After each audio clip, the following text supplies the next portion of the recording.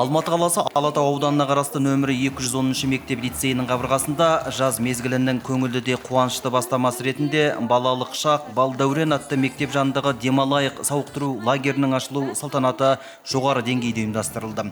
Шараның басты мақсаты оқушылардың жазғы демалыс уақытын қызықты әрі мазмұнды өткізуіне мүмкіндік жасап, оларға мерекелік көңіл күй сыйлау. Сонымен қатар түрлі ұлттық ойындар мен танымдық іс-шаралар арқылы жастарды ұлтжандылыққа тәрбиелеу, достық пен татулыққа баулу, салауатты өмір салтын ұстануға ынталандыру.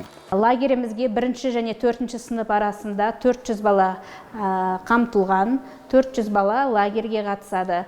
Әр демалысын көңілді және қауіпсіз, жақсы өткізгісі келетін балалардың бәрі осы лагерде.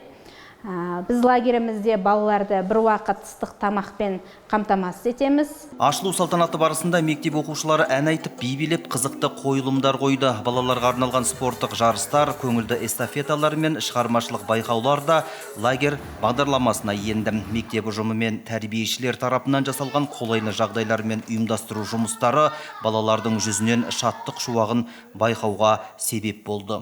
Ойын арқылы да дами түседі, ойын арқылы да дамиды.